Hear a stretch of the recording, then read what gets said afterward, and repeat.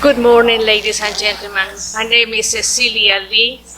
I'm a writer, a bilingual poet, a literary critic, and a translator. Today, I'm going to present my book, my recent book of poetry that is a bilingual book. It's called The Party Is Not Over, La Fiesta No Ha Terminado. This is a journal that I wrote as I experienced my journey with cancer. So this is a book that tells a story and is full of hope. So I begin with a poem called Nightmare, because that's how the whole thing starts, like a nightmare. Amorphous and dreadful monsters insatiably devour my insides. Growing beyond measure, the freaks aim to bring me down. Those evildoers have declared a sinister war, claiming me as their bounty. I shall bring them to their knees. I shall fight them to their death. Their terrifying deeds doomed to fail. A host of earthly angels and a legion of brave knights will lead me to success. The nightmare must end. And after that, I have the stormy night. That's the night before I had to go see my oncologist. A storm in the darkness of night breaks the silence of placid sleep. Roaring winds, lightning, and range thunder create an ominous atmosphere. Rain beats on my window, soaking the ground. A menacing storm agitates my vulnerable spirit. Furious wind and explosive thunder awaken my sorrows and my fears. I cry in silence without tears, fighting adversity with hopeful prayers. He will restore my soul. Then, what happens when people go through the procedures of cancer, it happens that you lose your hair. And so this is a poem about the story of a hair. It will grow back. Wilting roses softly drop their petals. Their last fragrance lingers still. Golden autumn leaves fall on the ground. Bare trees await the miracle of spring. Poets strip the poems of frills, seeking the truest essence of things. I ponder these cycles, reflections of my new reality. My oncologist kindly warns me, "You will lose your lovely hair. I'm sorry, but it will grow back." My sister arrives. She comes from afar. She looks at me and sees I need help. Courageous and determined, she takes on the unpleasant task. I feel her hand, a gentle touch, as she carefully shaves my head.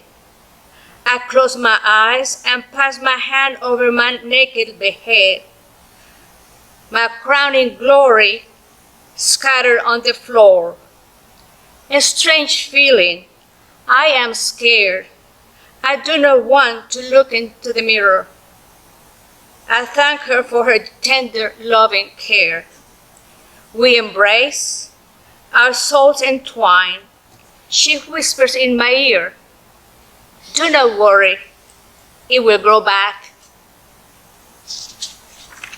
Then every day you have to perform, you have to do the things that you have to do. And so I made my list of my to-do list. Get well, get well, get well. Get more medicine. Get more steroids. Get more x-rays. Get more chemo and more infusions. Get some sleep. Get some rest. Stop worrying, stop complaining, stop thinking, Stop annoying the rest of the world. Keep busy, keep writing, keep cooking and cleaning, keep hoping and praying, keep smiling until the end of the day. Do not forget to do the laundry. Do not forget to pick up the mail. Do not forget to write the thank you notes.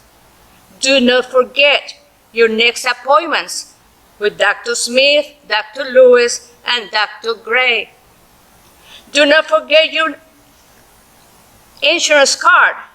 Do not forget to sign your name.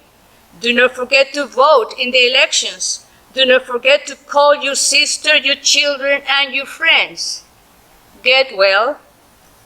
Stop worrying. Keep smiling. Do not forget to pray.